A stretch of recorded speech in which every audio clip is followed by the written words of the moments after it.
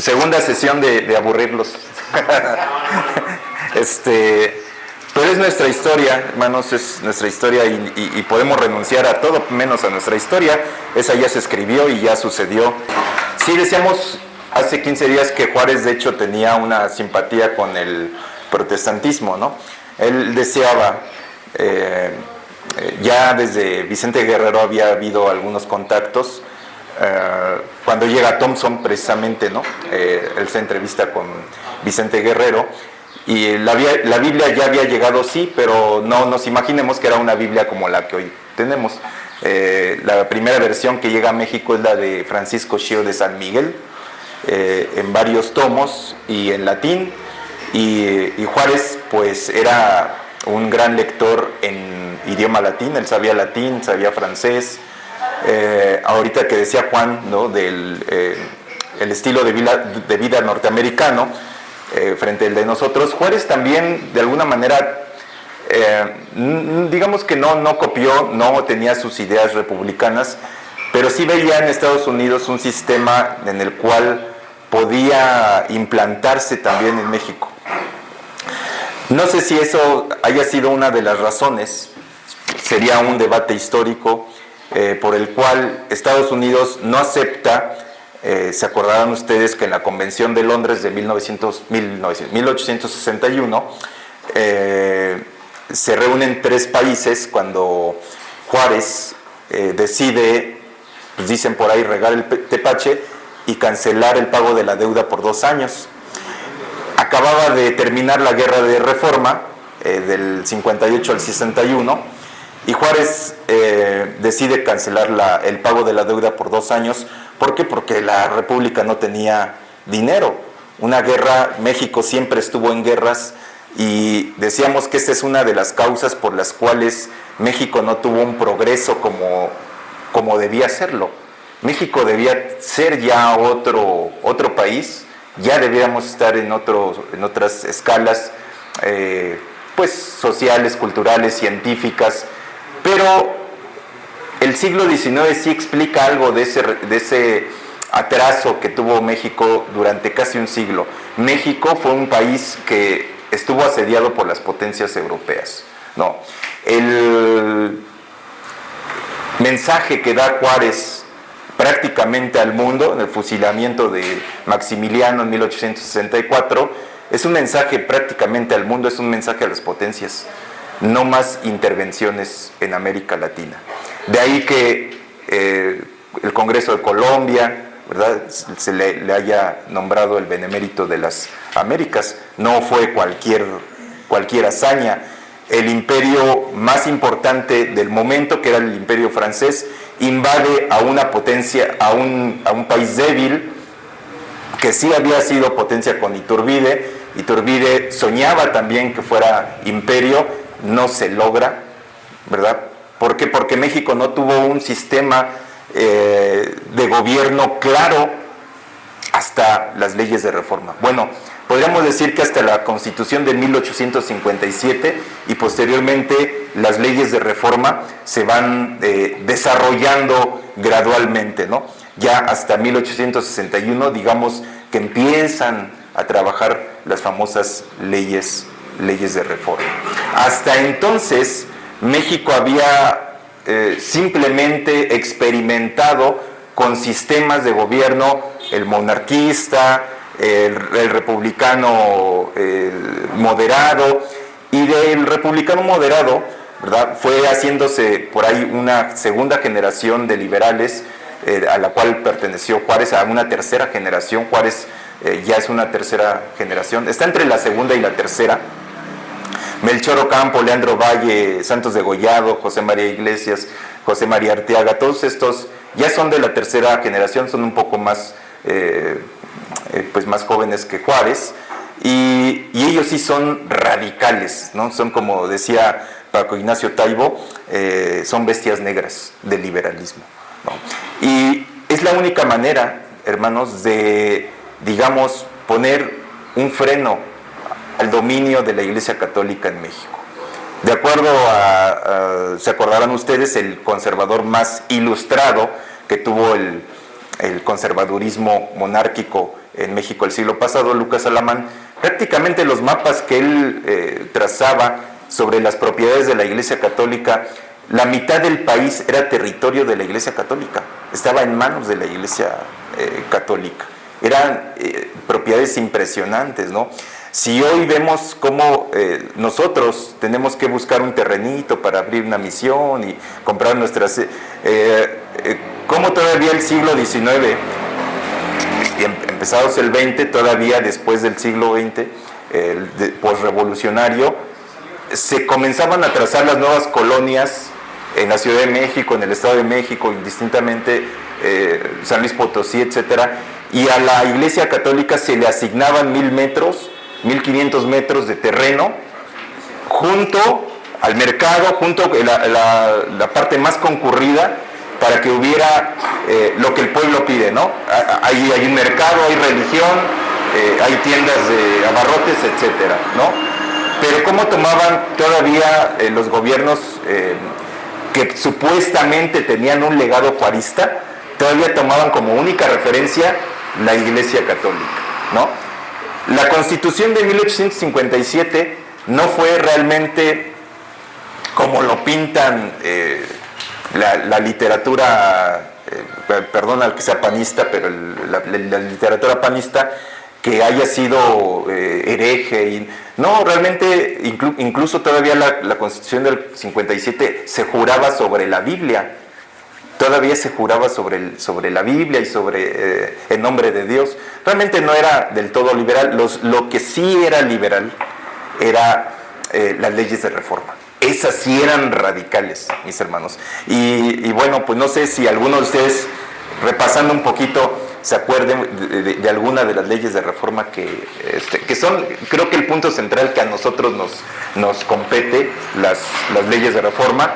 Veníamos platicando un poquito en el camino, ¿no? La Juárez y la masonería. Sí, efectivamente, Juárez no se inicia, un paréntesis solamente, Juárez no se inicia de inmediato en la masonería.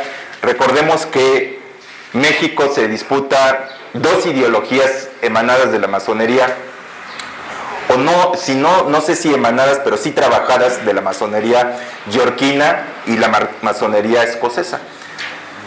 La guerra de independencia de alguna manera está permeada por la confrontación de estas dos ideas. Los escoceses son los conservadores, que todavía son conservadores, bastante conservadores. La logia del Valle de México, la gran logia del Valle de México, la que está ahí en Sadi Carnot, tiene en su seno, ustedes saben que tiene varias logias a su vez, representa varias logias, no es una sola, son varias logias. Por lo regular son logias escocesas. Ustedes ubicarán la calle de esta de Sadi Carnot, atrásito del Monumento de la Revolución, a un ladito. Ahí está la Gran Logia del Valle de México.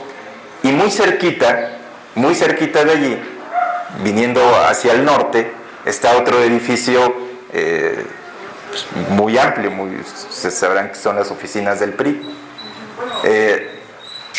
¿Es del todo casualidad? No es del todo casualidad. A mí me tocó convivir un poco con ellos y a veces pasaban simplemente de un edificio a otro. ¿Sí? O sea, ahora, no quiere decir que los otros, los que sean yo no vengo aquí a promover que la izquierda, no. Simplemente son los panoramas. Los otros también tienen su lado masónico, ¿no? Que son los yorquinos. Ahora, con Juárez, después de estas leyes de reforma, el país entiende o va comprendiendo que las polarizaciones no son del todo productivas y que había que hacer un punto medio entre las dos visiones. Que finalmente, ¿verdad? Ni unos ni otros son totalmente los buenos. Lucas Alamán era un patriota, sí. Miramón era un patriota, pues sí, fue el niño héroe, ¿no? Estarán de acuerdo que fue uno de los niños héroes de la guerra del 47, 46-47. Claro, eran patriotas, sí, murieron por su emperador, sí. Pero, bueno, pues la visión que ganó en nuestro país fue la visión republicana. Eso es lo que tenemos, ¿verdad? Estados Unidos apoyó, son preguntas que a veces se hacen muy comúnmente, ¿Estados Unidos apoyó el proyecto de Juárez? Sí y no. ¿Les envió armas en la guerra de reforma? No. ¿En la intervención francesa? No. De hecho, Matías Romero, que era representante, era embajador en tiempos de intervención francesa allá en Estados Unidos, le reclama al gobierno de Estados Unidos por haber vendido armas al ejército francés. O sea, vamos a decir, este señalamiento de que Estados Unidos apoyó a la chinaca, ¿no? Que fue la manera después del 5 de mayo, después de 1863, fue la manera en cómo Juárez resistió la intervención francesa. La única batalla que se ganó, así más o menos decentemente, militarmente hablando, pues es la de 5 de mayo, la de 5 de mayo de 1862. Un día lluvioso que el ejército mexicano, comandado por Ignacio Zaragoza, Porfirio Díaz y Ramón Corona y otros, tiene pues la fortuna y la visión de detener al ejército francés y detener retrasar un año la toma de la Ciudad de México. Posteriormente se asedia más o menos 60 días y cae la ciudad, todo Puebla, ¿no? Posteriormente.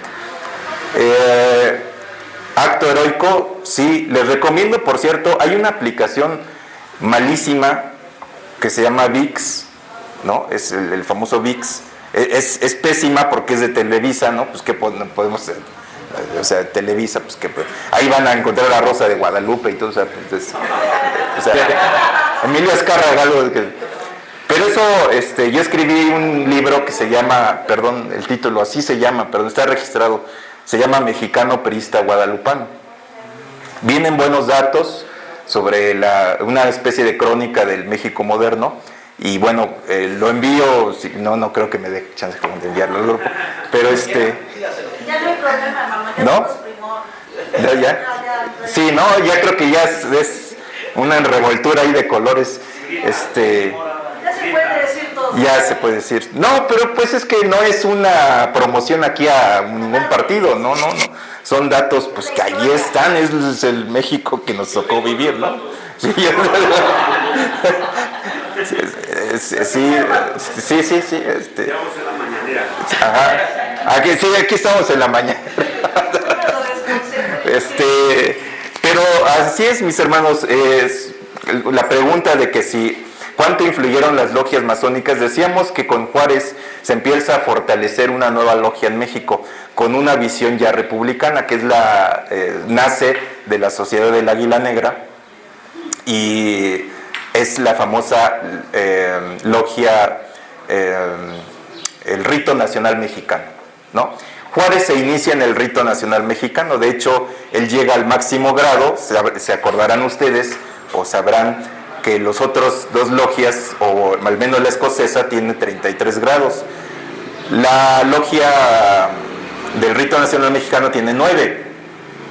Juárez llega al 9º grado, es gran maestre, de hecho. Lo inicia Gómez Farías, ahí en un templo que había en el Palacio Nacional, allá por el año de 1847. Es decir, cuando él era gobernador de Oaxaca. ¿Se acuerdan que fue 3 veces gobernador de Oaxaca, Juárez? Y decíamos que le cae la presidencia por... Sí. Juárez, decía un historiador que es Fuentes Mares, decía que hace 15 días cerrábamos con esto, ¿no? Dios era juarista. Dios era juarista. Y cuando uno ve los detalles de la República Errante, de la Guerra de Reforma, uno dice, sí, Dios era juarista. La intervención francesa, se jugó la soberanía del país con el Tratado Maclean-Ocampo, sí, pero todo lo que le tenía que salir mal a Juárez, le salió bien. Sí, efectivamente uno dice, Dios era juarista. Cancela el pago de la deuda y viene la intervención francesa y le gana la guerra al ejército entonces más poderoso de Europa, ¿sí? ¿Cómo le gana? Bueno, decíamos que la única guerra, militarmente hablando, que se confrontó de una manera frontal, pues fue la de la batalla del 5 de mayo de 1862.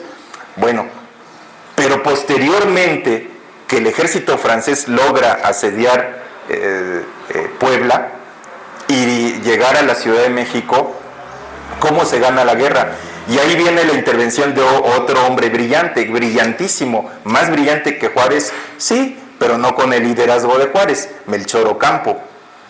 Melchor Ocampo es el que desde la guerra del 46-47 le había propuesto a Santana que se enfrentara a la guerra con guerra de guerrillas.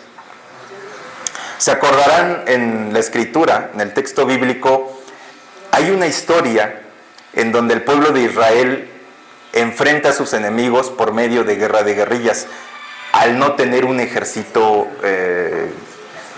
establecido, un ejército verdaderamente fortalecido, y ese pues es el periodo del libro de los jueces, ¿no? El libro de los jueces es básicamente una historia de guerra de guerrillas. Sansón así enfrentó a los filisteos, etc. ¿La idea era nueva? No. ¿Melchor Ocampo tenía influencias protestantes? Parece ser que sí. ¿Tenían simpatías con el protestantismo? Sí, Melchor Ocampo era uno de ellos.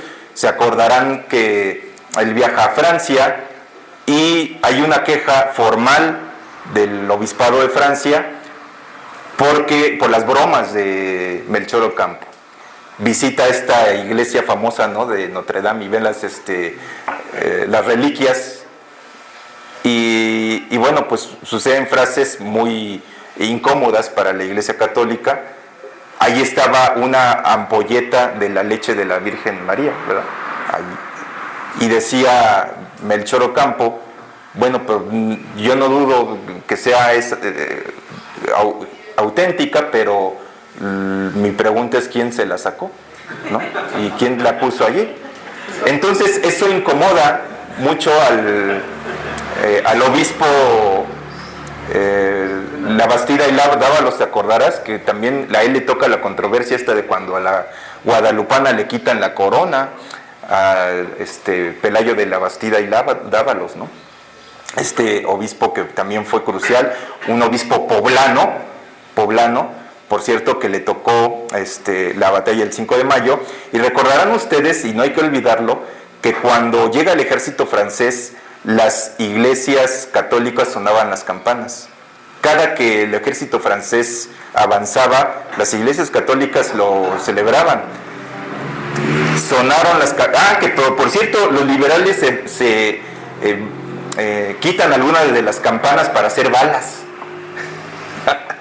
Para hacer balas, porque realmente lo que tenía Juárez a su disposición pues era demasiado austero. Juárez fue un hombre sumamente austero, hermanos.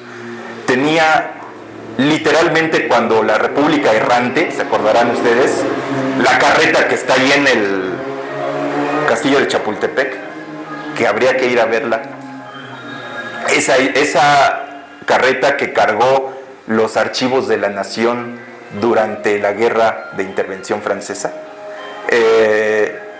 Bueno, Juárez vivió con un par de zapatos, literalmente. Decíamos que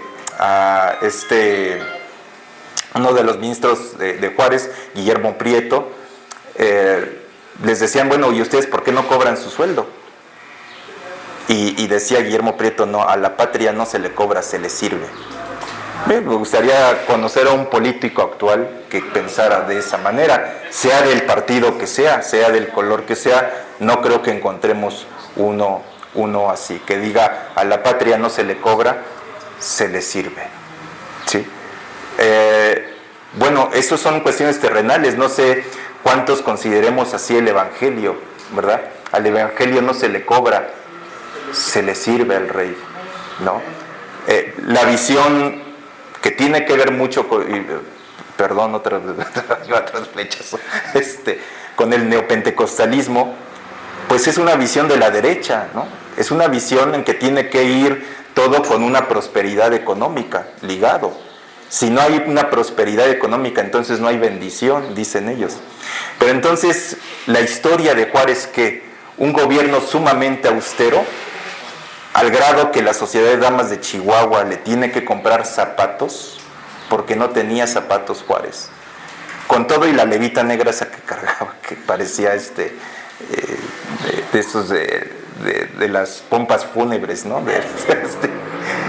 No tenía zapatos Juárez. La causa era la República. Y de alguna manera, ¿por qué también compartimos esto, mis hermanos? Fíjense que cuando vienen tiempos complicados, al menos, bueno, eso es lo que yo aplico en lo personal, ¿verdad?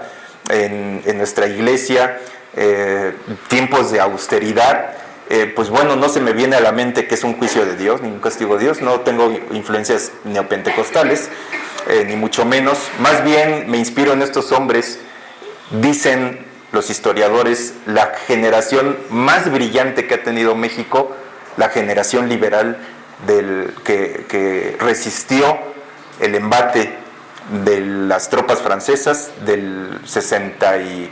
Bueno, miren, realmente del 58 al 67. Tenemos claroscuros, se reelige al final porque quería taparle, sí, el camino a Jesús González Ortega y a Porfirio Díaz, sí, muere siendo presidente en 1872, ¿no? Fue uno de los grandes próceres, yo no sé si sea el mejor presidente que haya tenido México, yo creo que sí fue el que más vivió los embates de los imperios, esto fue muy importante, porque a Porfirio Díaz pues ya no le toca este embate, o sea, y recientemente, no hace muchos años, la derecha ideó una especie de contragolpe ideológico para resaltar nuevamente la figura de Porfirio Díaz. Si ustedes vieron en la librería, en las librerías del país, había libros de Porfirio Díaz a granel, novelas, el Porfirio Díaz el gran hombre, el esto, lo otro, o sea, había una sobreexaltación de Porfirio Díaz.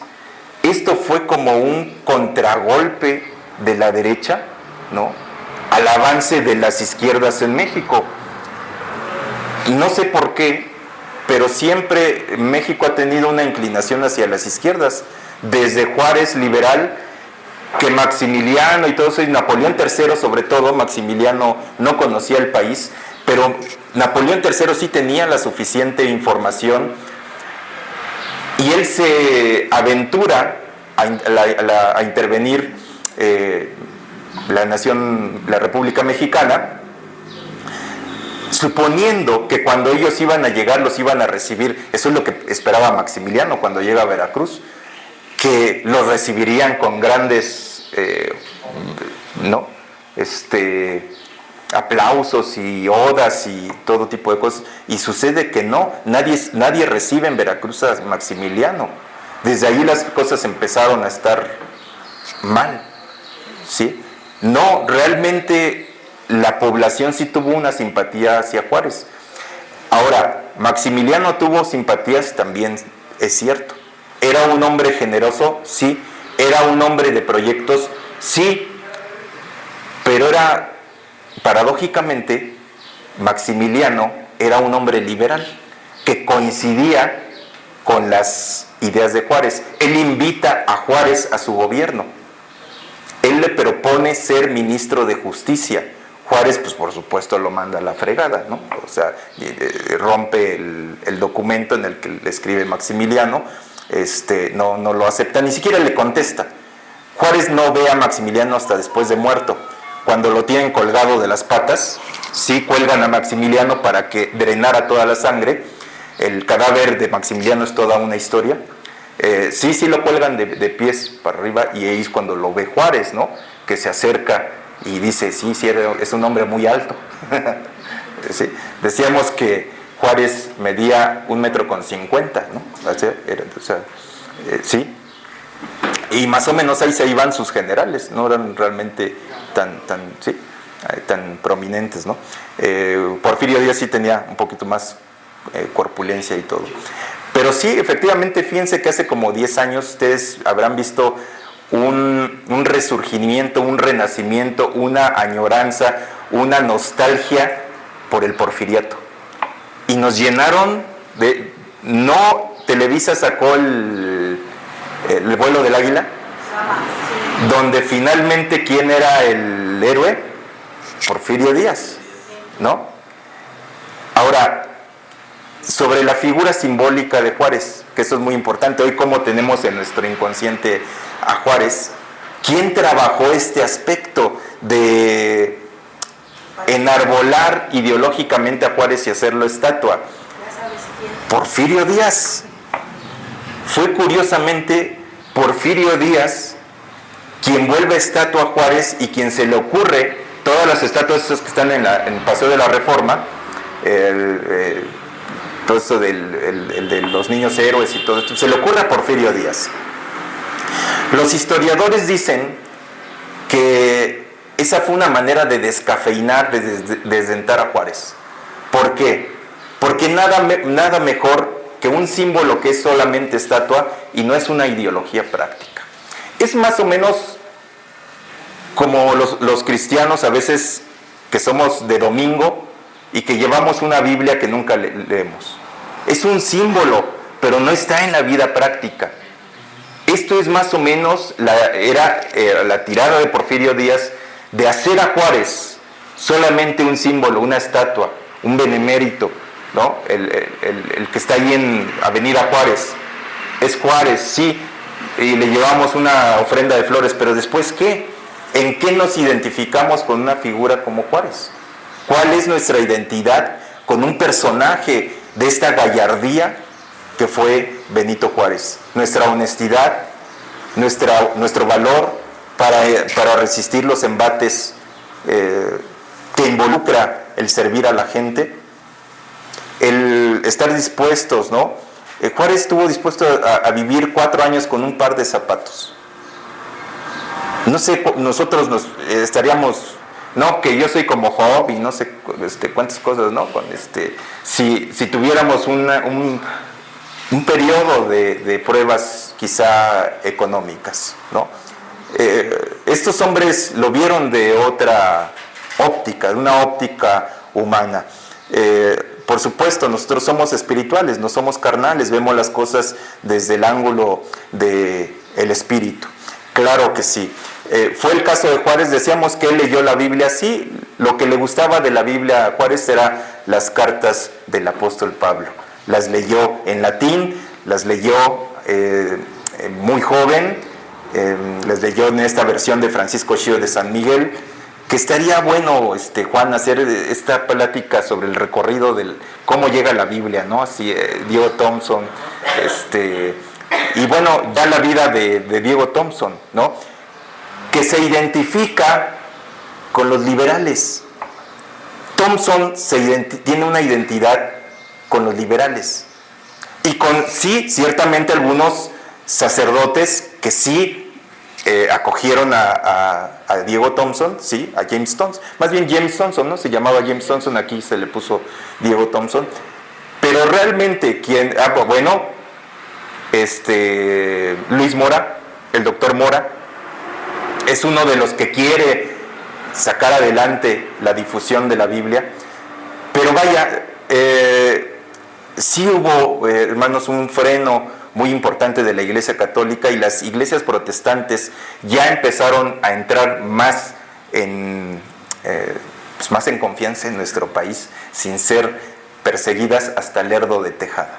Es decir, a Juárez ya no le toca empezar a ver ese peregrinar, ¿verdad?, de las iglesias protestantes primeramente, y luego las iglesias pentecostales después del siglo XX, ¿no? Aunque fíjense que sería bueno ver ese pasaje de la historia.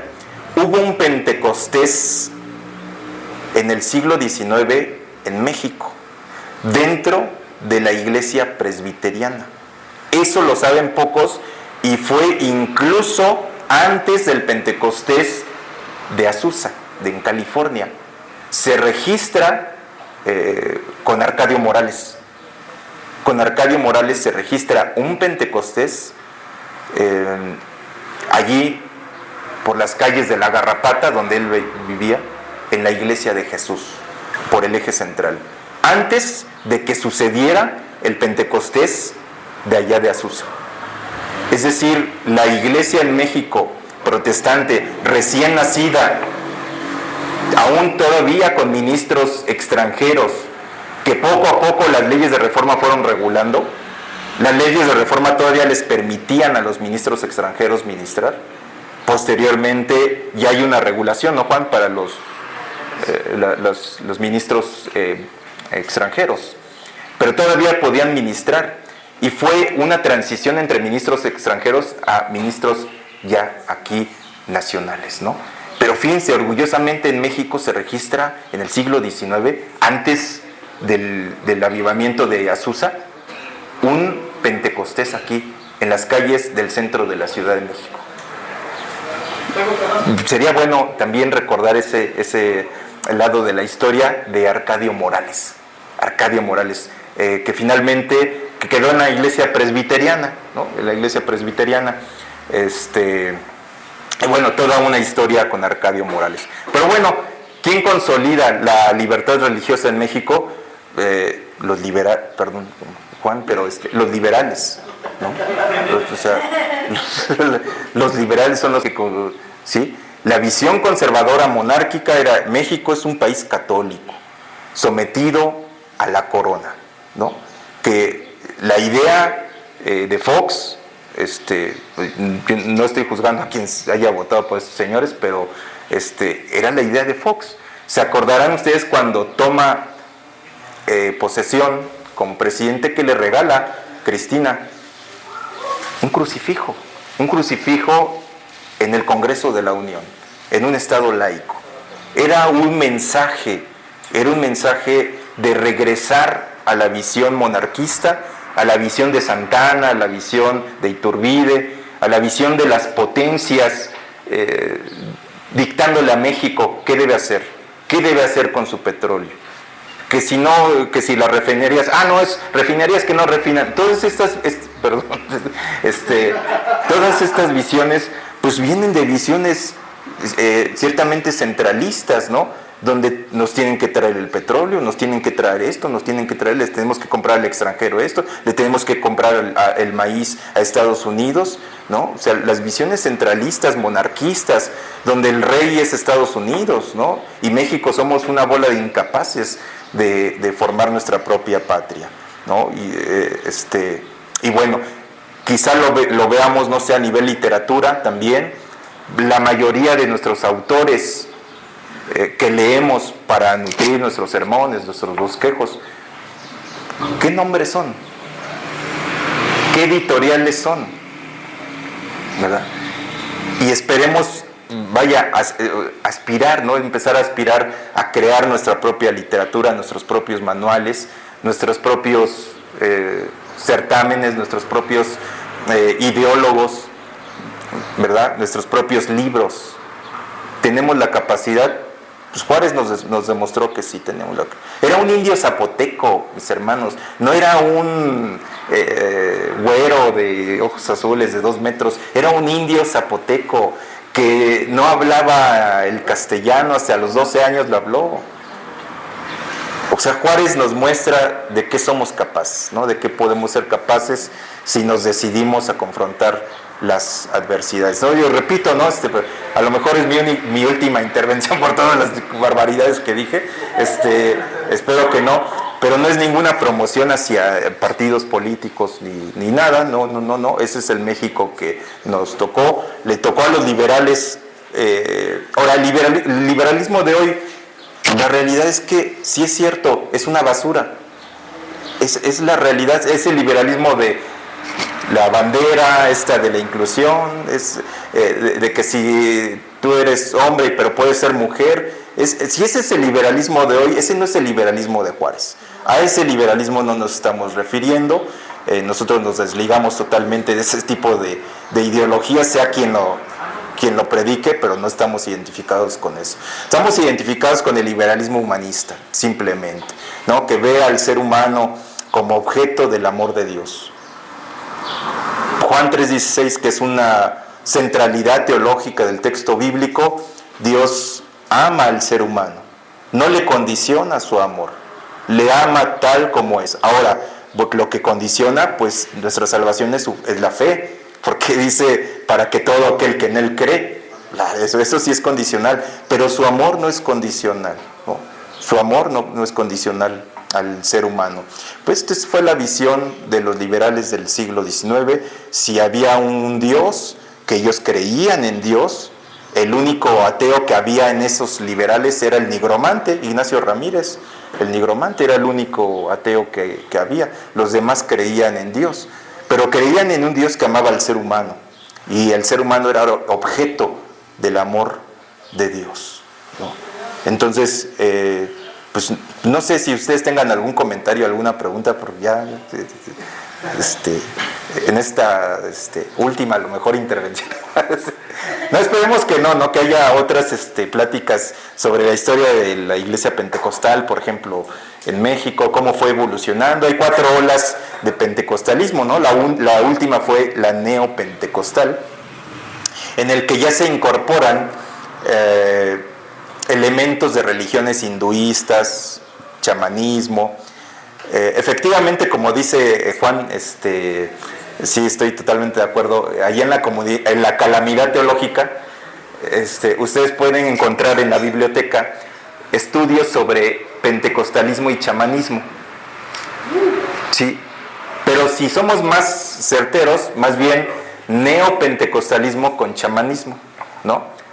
Por ejemplo, la apertura del tercer ojo, ¿no? Que es muy, muy común en esas religiones, y que el tercer ojo, pues, precisamente se encuentra aquí en la frente, ¿no? Algunos gurúes ya en el neopentecostalismo tocaban la frente de las personas y estas caían como en un desmayo, ¿no? En un trance espiritual. Es propio del cristianismo histórico, no hay registro de ello, no existe registro de ello. Sí, precisamente el neopentecostalismo es un proceso de incorporación de religiones orientales, de filosofías de la nueva era hacia a las comunidades cristianas, ¿no? Y una mezcla de todo ello, ¿no? Pero bueno, se va viendo en estas 4 olas que tiene el pentecostalismo, muy, muy interesante, ¿no? Pero bueno, no sé si tengan alguna pregunta.